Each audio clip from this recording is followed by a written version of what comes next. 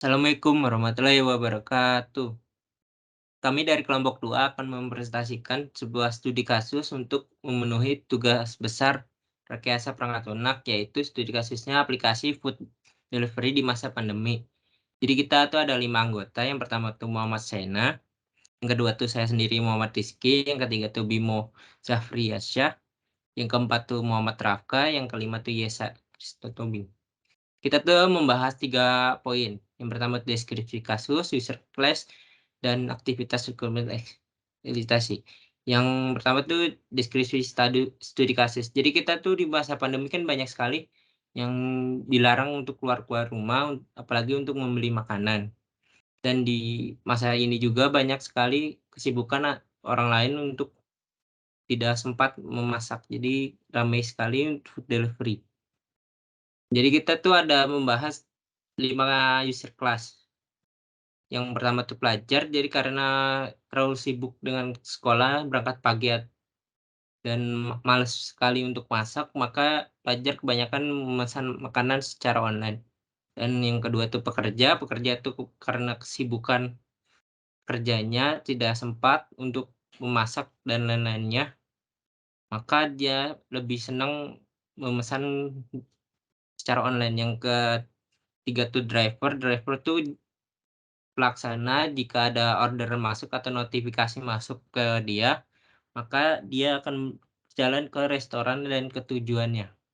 Yang keempat tuh ibu rumah tangga karena terlalu sibuk dengan aktivitas di rumah, tidak sempat untuk memasak dan kurang efektif. Dan kelima tuh admin, admin tuh seperti user tapi dia punya fitur khusus yaitu sebagai pengolahan data perusahaan. Jadi itu ada aktivitas rekrutmen editasi itu yang pertama planning, preparation, perform, dan hasil. Di planning tuh kita menggunakan resource-nya tuh menggunakan Discord. Discord tuh sebagai tempat ngumpul berdiskusi antara anggota. Yang kedua itu WhatsApp. WhatsApp tuh digunakan untuk memberitahu dan mengatur jadwal diskusi kepada anggota lainnya. Yang ketiga tuh Google Meet. Google Meet itu sebagai pendalaman informasi yang kurang jelas pada responden. Yang keempat tuh Google Form. Google Form itu sebagai tempat untuk survei atau kuesioner untuk mendapatkan informasi dari user. Yang kelima tuh Google Drive. Google Drive itu sebagai penyimpan hasil dari Google Form tadi. Dan keenam tuh Google Chrome. Google Chrome sebagai mencari beberapa informasi di internet. Dan kita tuh editasi tekniknya tuh menggunakan metode survei. Survei itu seperti kita tahu tuh tempat untuk mendapat suatu informasi dari pengguna. Dan yang kedua tuh brainstorming. Brainstorming itu mencari kreativitas dalam suatu permasalahan tersebut. Dan hall of fame itu kita tuh sudut pandang dari usernya. Nah, selanjutnya akan dijelaskan oleh Muhammad Rafka. Baik, terima kasih Alfian. Di sini di bagian preparations, untuk menentukan scope dalam proses elisitasi diperlukan waktu yang sangat mepet. Hal tersebut dapat didefinisikan dengan menggunakan beberapa pertanyaan dan topik. Sebagai contoh di sini pertanyaan dibagi menjadi dua ya. Pertama identitas pengguna. Identitas pengguna ini seperti misalkan siapa nama pengguna, berapa umur pengguna, atau apakah pengguna ini seorang pekerja atau mahasiswa atau mahasiswi yang sedang kuliah. Kemudian yang kedua identifikasi pengguna. Identifikasi pengguna ini sebagai contoh seperti apakah pengguna merasa kesulitan dalam pemesanan makanan di kondisi pandemi saat ini. Baik, selanjutnya di bagian perform dibagi menjadi dua lagi, pertama identitas pengguna dan yang kedua identifikasi pengguna. Baik, identitas pengguna responden kami bermayoritas mahasiswa University Telkom dan seorang masyarakat umum yang meliputi pekerja atau ibu rumah tangga. Yang usianya mulai dari 15 sampai 54 tahun.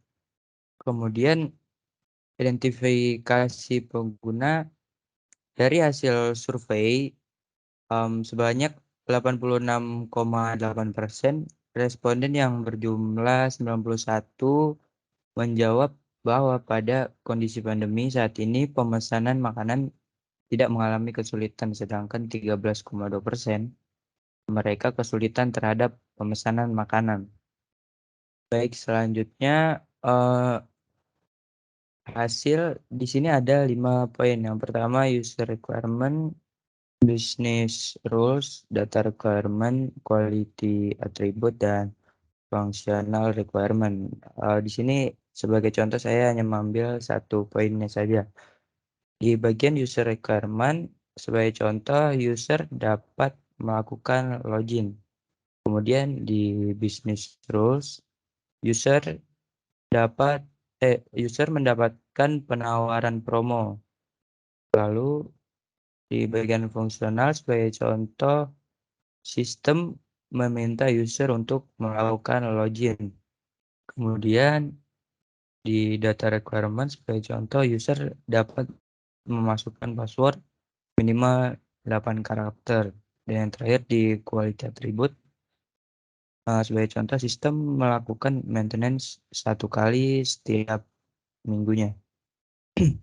Selanjutnya, baik, di sini ada use case diagram.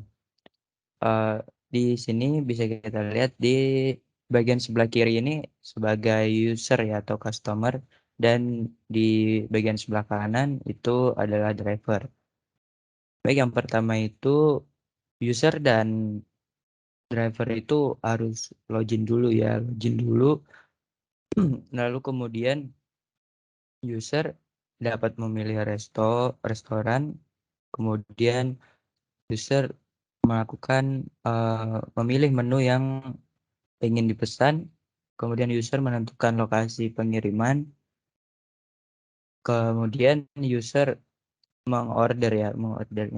Lalu orderan akan masuk ke driver dan driver mengambil makanan dari restoran, lalu driver akan mengantar orderan dan pesanan akan sampai, kemudian orderan selesai.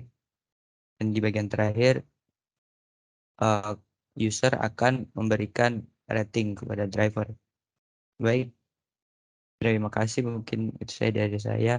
Selanjutnya akan dilanjutkan oleh Bimo.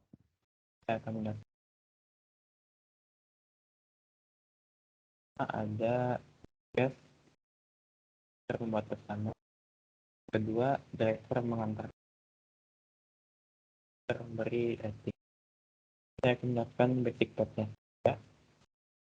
Ada user melakukan basic stepnya. Yang pertama, kedua termasuk ke jaringan resto, yang ketiga yang pemilihan pemilihan, yang keempat user menentukan lokasi pengiriman, user melakukan pembayaran, keenam user membuat pesanan, dan terakhir user menerima estimasi waktu. Lalu yang kedua, driver mengantar pesanan. Basic stepnya yang pertama driver menerima waktu, kedua driver mengambil resto, ketiga driver menuju lokasi pengiriman, yang keempat driver selesai melakukan, dan yang terakhir orderan selesai. Pada use case yang ketiga, user memberikan rating dan tip. Basic stepnya yang pertama orderan selesai, yang kedua user diarahkan ke dalam halaman penilaian, yang kedua user memberikan rating kepada resto dan driver, dan yang terakhir user memberikan tip kepada driver. Selanjutnya kita ada requirement risk and conflict analysis. Yang pertama, requirement risk ini terbagi menjadi dua, yaitu product related risk sama proses related risk. Lalu pada konflik ada functional requirement dan konflik di non-functional requirement. Functional requirement ini terbagi menjadi tiga, yaitu duplicated requirement, incompatible requirement, dan assumption alteration. Kalau duplicate ada requirement, yaitu user memberikan rating atau penilaian pada driver dan resto, dan sistem memberikan rekomendasi penilaian pelayanan.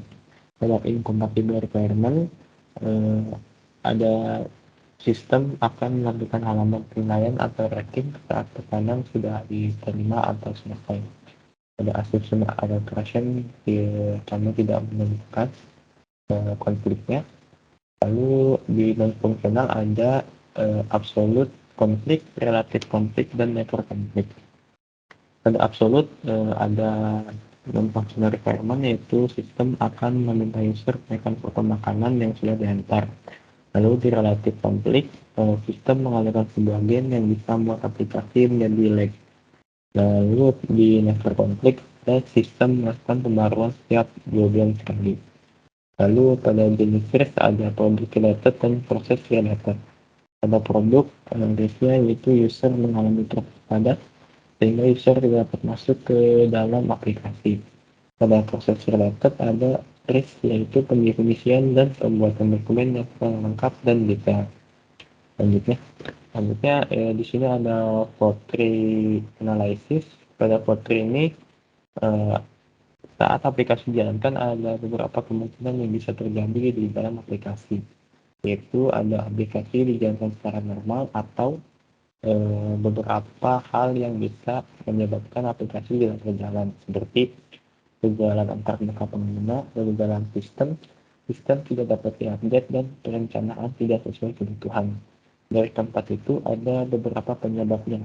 Yang pertama, kesalahan pengembangan software, kesalahan teknis pada codingan, kegagalan kinerja sistem, kelalaian tim pengembang, dan perubahan kebutuhan secara mendadak. Selanjutnya, pada saat selanjutnya ini ada risk assessment. Kami mendefinisikan risk berdasarkan konsekuensi sama likelihood. Pada konsekuensi ada 5 kategori, yaitu catastrophic, major, moderate, minor, sama insignificant. Lalu likelihood ada rare, unlikely, possible, probable, dan almost certain. Pada catastrophic ini dampaknya ini sangat luas dan bisa menyebabkan terhentinya seluruh kegiatan, yaitu ada terlambat mengubah requirement, kegagalan mendesain sistem antar muka, dan lainnya. Lalu ada major. Pada major ini bisa menyebabkan kerugian besar dan gangguan produksi, seperti kesalahan pengembangan software sistem. Lalu di moderate ada, moderate ini bisa menyebabkan kerugian finansial yang besar, seperti stakeholder mengubah requirement dan sistem tidak berjalan dengan benar. Lalu ada minor. Minor ini bisa menyebabkan kerugian finansial yang sedikit, seperti kesulitan hal teknis. Lalu yang terakhir ada insignifikan. Kami tidak menemukan risknya karena tidak ada risk yang masuk ke dalam kategori tersebut. Baik, segitu dari saya, mungkin selanjutnya bisa dijelaskan oleh Yasa. Baik, terima kasih Bimo. Di sini saya akan menjelaskan bagian dari conflict and resolution. Di bagian conflict and resolution, di sini terdiri dari user recruitment, business rules, data recruitment, quality attribute, dan functional recruitment. Saya akan mengambil satu contoh dari tiap poin-poinnya, yaitu satu dari user recruitment, contohnya yaitu user tidak dapat melakukan login. Maka solusinya adalah user dapat melakukan login menggunakan Google, Facebook, email, atau media lainnya. Yang kedua, business rules. Contohnya, user tidak mendapatkan penawaran promo. Solusi yang akan didapatkan yaitu user mendapatkan penawaran promo yang diberikan aplikasi. 3, di bagian functional recruitment. Contohnya, yaitu sistem tidak akan meminta pengguna untuk login, maka solusinya sistem meminta user login. Oke, lanjut, yaitu data recruitment. Contohnya, yaitu user tidak harus memasukkan password minimal 8 karakter. Solusinya, user memasukkan password minimal 8 karakter untuk meningkatkan keamanan akun. Dan yang terakhir itu quality attribute. Itu contohnya, seperti sistem tidak melakukan maintenance 1 kali setiap minggu, maka solusinya adalah sistem akan melakukan perawatan 1 kali setiap minggu. Oke. Lalu bagian risk control. Di bagian risk control ini kami memiliki contohnya seperti berikut, yaitu satu perencanaan yang kurang rapi dan kurang detail, kontrolnya membuat perencanaan yang lebih terstruktur, rapi, dan detail. 2. Sistem pemantauan kerja yang kurang maksimal. Kontrolnya itu ada 3, yaitu melakukan perekaman saat proses pengerjaan proyek, meningkatkan pengembangan, dan membuat estimasi waktu pengerjaan proyek. 3. Stakeholder melakukan perubahan pada rekrutmen. Kontrolnya yaitu membuat jadwal maintenance dan melakukan perbaikan di saat maintenance. 4. Kegagalan kinerja pada saat pengerjaan proyek. Kontrolnya ada 3, yaitu melakukan simulasi, melakukan analisis teknis, dan membuat prototipe. 5. Yaitu stakeholders terlambat dalam melakukan perubahan rekrutmen. Kontrolnya itu ada 3, yaitu membatasi perubahan yang diinginkan, membuat prosedur kendali, melakukan kesepakatan bersama stakeholders. 6. Kegagalan dalam pengembangan sistem antarmuka. Kontrolnya itu ada 2, yaitu membuat prototipe, lalu keterlibatan pengguna dalam memberikan review. 7. Kesalahan pada saat pengembangan perangkat lunak. Kontrolnya ada 3, yaitu evaluasi proyek pada saat pengembangan, melakukan survei kepada stakeholder atau user, dan membuat prototipe yang kompleks. Ke-8, itu yang terakhir, kegagalan sistem pada perangkat lunak yang sudah jadi. Kontrolnya itu ada 2, yaitu evaluasi kesalahan-kesalahan sistem yang muncul dalam melakukan maintenance secara berkala. Oke, lanjut ke bagian rekrutmen prioritization. Pada aktivitas ini, kami menggunakan 2 teknik, yaitu 3-level scale teknik dan in or out teknik. Yang pertama itu 3-level scale teknik. Teknik ini terdiri dari rekrutmen, importance, urgensi, dan priority. Contohnya seperti ini. FR1, importance-nya high, urgensinya high, dan juga priority-nya high. FR2, medium, urgensinya low, priority-nya low. FR3, importance-nya high, urgensinya medium, priority-nya medium. FR4, importance-nya medium, urgensinya medium, priority-nya juga medium. FR5, importance-nya high, urgensinya medium, priority-nya medium. FR6, importance-nya high, urgensinya high, priority-nya juga high. FR7, importance-nya high, urgensinya medium, priority-nya medium. FR8, importance-nya medium, urgensinya low, priority-nya low. Lalu FR9 yang terakhir, importance-nya medium, urgensinya medium, dan juga priority-nya medium. Yang kedua, yaitu in or out teknik. Teknik ini juga sama, yaitu ada functional recruitment, tetapi bedanya yaitu terdiri dari ID, functional recruitment, dan juga decision. Contohnya, FR1, sistem meminta user untuk melakukan login, decision-nya in. FR2, sistem melakukan autosave apabila pernah login dengan akun yang sama, decision-nya out. FR3, sistem memberikan rekomendasi penilaian pelayanan, decision-nya in. FR4, sistem memberikan rekomendasi harga makanan, decision-nya in. FR5, sistem memberikan rekomendasi metode pembayaran, decision-nya in. FR6, sistem menawarkan estimasi waktu pengantaran, decision-nya in. FR7, sistem mencarikan driver terdekat, decision-nya in. FR8, sistem memberikan rekomendasi tempat terdekat, decision-nya out. Lalu FR9 yang terakhir, user dapat memberikan rating atau penilaian pada driver dan resto, decision-nya in. Baik, mungkin itu yang dapat saya jelaskan dari bagian requirement prioritization. Selanjutnya saya berikan kepada saudara Vicena. Terima kasih. Selanjutnya saya akan menjelaskan tentang recruitment validation. Di recruitment validation sendiri di sini ada beberapa hal. Yang pertama yaitu user recruitment, business rules, data recruitment, quality attribute, dan functional recruitment. Untuk user recruitment itu sendiri, contohnya seperti ini. User akan dapat melakukan login. Untuk komennya yaitu, rekrutmen ini sangat harus dilakukan agar user memiliki akun tetap. Selanjutnya yaitu business rules. Untuk business rules sendiri, contohnya seperti ini. User mendapatkan penawaran promo. Nah, untuk komennya yaitu, pernyataan ini bagus untuk menarik banyak pengguna atau pelanggan. Setelah business rule, ada yang namanya functional recruitment. Functional recruitment sendiri seperti ini contohnya. Sistem meminta user untuk melakukan login. Untuk komennya, recruitment ini bagus agar user dapat memiliki akun. Selanjutnya, ada data recruitment. Data recruitment sendiri seperti ini. User dapat memasukkan password minimal 8 karakter. Untuk komennya yaitu, recruitment masih kurang aman dalam melindungi akun user. disarankan memiliki kombinasi huruf, simbol, atau angka. Dan yang terakhir yaitu quality attribute. Untuk quality attribute sendiri, contohnya seperti ini. Sistem melakukan maintenance 1 kali setiap minggu. Nah, untuk komennya sendiri yaitu rekrutmen ini sangat bagus untuk pemeliharaan sistem. Selanjutnya yaitu ada rekrutmen traceability. Di rekrutmen traceability sendiri dibagi menjadi 2 bagian. Yang pertama yaitu forward from traceability dan backward from traceability. Untuk forward from traceability sendiri yaitu menghubungkan persyaratan dengan desain dan mengimplementasikan komponen dan dengan memberikan tanggung jawab kepada komponen sistem untuk mencapai persyaratan tertentu.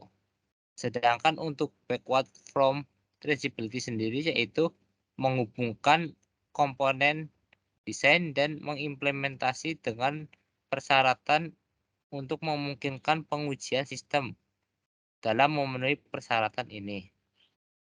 Selanjutnya di sini ada traceability matrix. Di traceability matrix sendiri ada beberapa komponen. Yang pertama itu ada functional requirement dan ada user case. Untuk user case sendiri kami bedakan menjadi 3. Yang pertama itu user case 1, user case 2, dan user case 3. Nah, untuk functional requirement sendiri kami ada 9 komponen. Mulai dari FR1 hingga FR9. Nah, untuk FR1 sampai FR2 di sini mereka tergolong dalam UC1 dan UC2. Sedangkan untuk FR3 tergolong ke dalam UC3. Sedangkan untuk FR4, FR5, FR6 mereka tergolong dalam UC1. Nah, selanjutnya untuk FR7 mereka tergolong dalam 2 bagian, UC1 dan UC2. Sedangkan untuk FR8 dia hanya 1 golongan yaitu UC1, sedangkan untuk FR9 dan terakhir dia hanya masuk ke dalam golongan UC3. Selanjutnya di sini ada recruitment management tools. Recruitment management tools sendiri merupakan tools yang kami gunakan dalam mengerjakan proyek ini. Nah, di sini kami menggunakan tools Jira. Mungkin dari saya cukup sekian, saya kembalikan ke moderator. Oke, makasih Saudara Sena. Terima kasih atas perhatiannya. Mohon maaf jika ada kesalahan kata atau perbuatan. Wassalamualaikum warahmatullahi wabarakatuh.